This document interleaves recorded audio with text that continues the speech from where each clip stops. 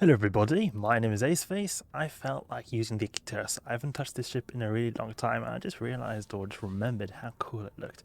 It is the Triglavian heavy assault cruiser, has an insane amount of damage potential, however the damage up front is very low. It takes a long time to ramp up its damage. But I was thinking of taking this into a T4 Abyssal deadspace. I was thinking maybe after I got a bit warmed up, perhaps later then I'll try it in a T5. The fit I've got right here is made to be a bit more high-sec friendly, and what I mean by that is that we've got an assault damage control right here, so if we do get ganked, we have an increased likelihood of surviving because we've got a big HP pool then if we were to get ganked. But generally speaking, I would not recommend doing this kind of stuff in high-sec because of the risk of gankers popping you. And got filament in here, T4 Firestorm, and I just think it's great to be able to run these kinds of T4 Firestorm because it's a great filament, it hardly costs anything, and the reward is also very high. So you get like for how much you have to invest, it's a very good profit margin right here. The only issue is really that Ikitursa, just in general, any Ikitursa fit has a tendency to cost a lot. It's hard to get by with a cheap Ikitursa fit. It's just because the ship itself is just by default double the price of other heavy assault cruisers. And then the weapon also, the Entropic Disintegrator right here, it's so much more expensive than your typical weapon system. Like the faction weapon we've got right here, Veles Heavy Entropic Disintegrator, goes for 80 million. And if we look at Tech 2 one, it's also pretty expensive. Not as expensive, but it is still pretty expensive. And the reason I think it's very important to just go with the Veles one or the faction one is just because of how important it is to have good DPS in the Abyss with the Ikitursa, because of the way it works with it spooling up damage. Sometimes if you get unlucky waves that have a lot of multiple small targets, you're not really going to be spooling up your damage a whole lot, and that'll make it so that the whole site will go really slowly, because you can occasionally get these waves with just one big target and then you just focused on one target like a rogue drone overmind. Your damage will spool up to really high levels and then it will be very smooth. But if you're getting waves like sleeper waves or mass frigate waves, it's not going to be a good time. Okay, let's go into the Abyss right here. One cruiser. We've got medium drones. And we've also got some light drones in case we ever need them as a backup. And we've also got some remote armor repairs. Okay, the remote armor repairs can be used to repair any of our drone casualties. So first here, we got a rogue drone wave, so I'll just sit here at a really long range and just snipe them because we have really great transversal here at this range. What's our range? It's 45, okay. Take out these forecasters. And okay, now we can start moving in perhaps. Move towards the bi-adaptive cache right here. I also think that T4 Firestorms in the Ikitursa is a very safe filament to do because T5 and especially T6, it can get very deadly with the timer. Like the amount of time required to complete the site can be very long depending on wave to wave.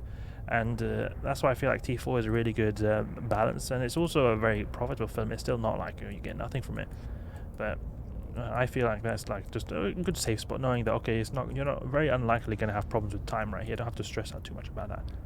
T5 I would say is the highest reliable tier for the Ikitursa. You can do T6, but I don't find it to be that reliable because there's just too much stuff there for the Ikitursa. And if you've got unlucky waves, you're just going to die because of the timer running out. If we had unlimited time in the Abyss, there would be no problem, but unfortunately, just due to the nature of the 20-minute time limit, we're not going to make it out of all waves, or at least not very reliably. Like I have tested officer fit Ikitursas. Officer fit, that's like, we're talking 30 billion ISK fit. That's just unreasonable amount of ISK to use on a fit like this. Even then, in the T6 Firestorm, I have come close, like very close to the time limit.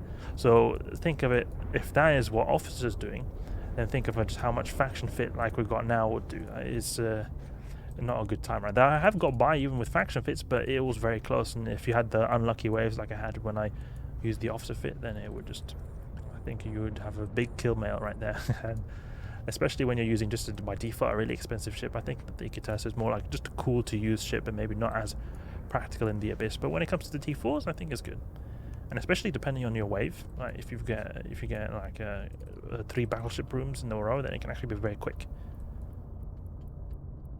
And just by default, the Ikitursa has very good tracking because of it being a Triglavian ship. They usually have pretty good tracking on their weapons. So we are going to be able to take out these small guys pretty quickly, as you can see here. Like, just pull a bit of range, and usually it's not much of an issue to take them out. Occult. There we go. Webifier in a bit. And then you should start taking damage. Yeah, you see that 1.3k volley right there. It's pretty brutal right here. Okay, transfer conduit. And get Mystic ready for the next wave. Because it's nice to be able to just snipe stuff out the gate.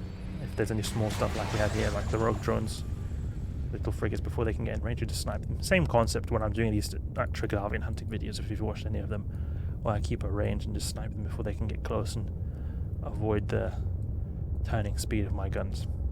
I am also using pretty expensive implants right here, high grade Asklepian, so it is really overkill. I could actually potentially do T5 in this, but I think I would have to replace the damage control with a Multispectrum Energized membrane, but it is definitely possible to do T5 in this fit.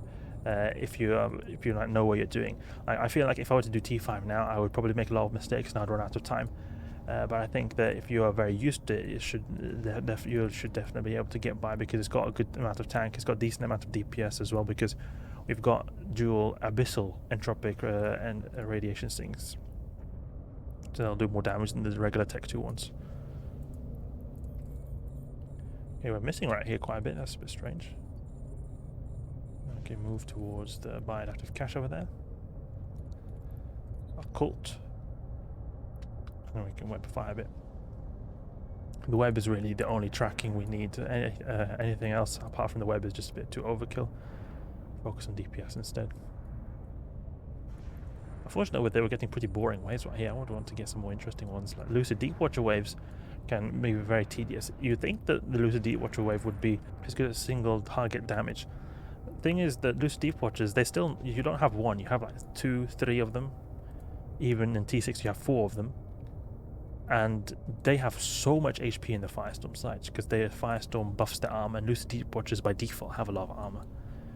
So even though you're spooling up damage, you're not spooling up so much. You're still going to spend a lot of time spooling up, because you have to switch targets since there are multiple Lucid Deep Watchers, and they just have so much HP. It is not a good time, actually. I did the quad Deep Watcher wave in T6 in 8 minutes, and it was I believe it was in an officer fit, or at least a very, very, very expensive fit. Okay, we'll switch over to Occult right here, since they're all getting very close and personal. Pop this by inactive, grab that, and go to the next wave. You can sort of just keep a bit of range right here. I wonder if there's a tachyon cloud over it. No, I think it's a filament cloud, because filament, or blue cloud at least, bioluminescence cloud, whatever it's called. It looks a bit like tachyon, but I think it's a bit more bluish, and that means it's going to just increase the signature radius, making it easier for us to hit them. But you get some proper volleys here from Triglavian ships. They have pretty big volleys, actually. Their fire rate is not too high. It's very satisfying. Sometimes it can be a bit problematic when you want to just switch damage from multiple small targets very quickly. It's alright. Feels very satisfying to land 1k volleys. Plate Forger Tesla. Popped. Next room. Thinking if you were to add something like replace these two with a Corpum A type, then perhaps you will be able to I'll be able to just tank T5s no problem with the damage control, because I did make a fit that had like 2 Corpum C types. I've got 1 Corpum C type right here. What I did was I replaced the damage control with another Corpum C type Multispectrum Energized membrane, like I've got right here. Like I replaced this one with this, and Lucid Deep Watcher, perfect. And it was actually quite like just about enough tank for T5. But if you're going to have the damage control, it's a different story. You're going to have some more blingier modules to be able to get by with the damage control. Damage control is quite important to have if you want to. If you're not 100% sure you're going to avoid not getting ganked. People can still kill you when you've got damage control, but it reduces the risk of you getting killed a lot.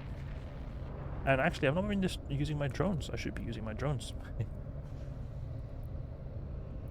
Quite important to use them. I ate a bit of, like I see that we're getting some decent extra damage right there. Go for this guy over here. Webify. Easy, easy. Ooh, Chaotic Electrical and a Gravid medium Mutaplasmid, that's a decent drop right there. Abyssal loop, 47 million. Oof. That's good, that's good. Orbit 10 kilometers. Now it's time for spool up time, because now we've just got big targets right here. They will take a long time to get through, but it'll be very satisfying when we get to 1k DPS. I think we can get to 1k DPS at least. Just orbit him. You see his HP is barely nudging. Hardly any movement. It's also due to our DPS being really low. It is pretty slow right here. I wonder if we could perhaps... We've got Surgical Strike, so it makes the DPS off the bat very high. And we've also got, for the Paladin, right here, large energy turret. I wonder if there was one for Triglavian weapons that you could use to get a 5% extra damage for that Entropic Disintegrators. That would be quite cool, actually. Can't seem to view the tabs right here. What is the damage? 600 DPS, and now we're sort of at Gila damage. And Gila would be doing this damage all the time. Okay, a little bit more than Gila damage, I guess. See if we've got... do we have any implants right here? You can't select implants here, you can only select in the market. Okay, what damage? 800 damage right here. So we're almost 1000 DPS. Like now that we've spooled up, now he's almost dead. So it's not, you're not spending a lot of the time fighting these Deep Watchers with high damage. And that's the thing I have, that's the deal I have with them being very difficult right here. Even though you'd think that it would be easy, because it's like a single high HP target. It's not a lot of HP for it to be difficult, but it's not enough to sort of give you a lot of time to have spool up to high damage. It's just like we just were able to get to high damage for a brief amount of time, and then we just destroyed it and had to move on to the next one.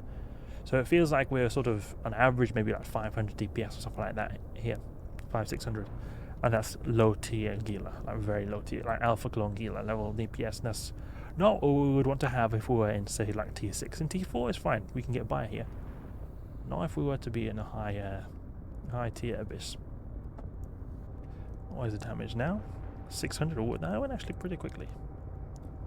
Now at 800. And it's also a lot more difficult in the T6 as well, because you have 4 of these guys. They remote repair each other, so it makes them have, like, just overall take a lot longer to get through, because then you have to counteract their remote repairs. Here there's only 1, or there are only 2, so one of them is remote repairing each other. But imagine you have 3 that are remote repairing the one you're trying to get through. It's not going to be a nice time. Oh, 4k volley. Oof. Yep, there we go.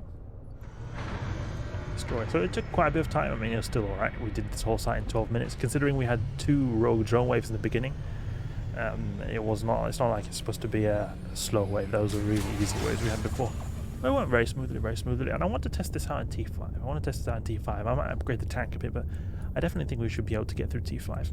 We'll do that another time. Let's undock right here and just see if we get ganked or not. Gankety gank. Yes, no gankers. Okay, great. So that's it. Doing a quick T4 run in the Ikitursa. A long time since I've used this ship. There's a particular reason for me not using it, because it's not really the most practical, but it is very cool, and it does have some special qualities of it being able to get through these large single target HP waves very quickly. And overall, it's actually quite suited for the Firestorm, which is a Firestorm filament is a very good filament to do because of the low cost. And it's got very good thermal resist, so it's actually quite optimal to be used in the Firestorm filament. But just doing it a bit for fun, So I hope you guys enjoyed the video. If you did, please leave a like and subscribe. I'll catch you guys later.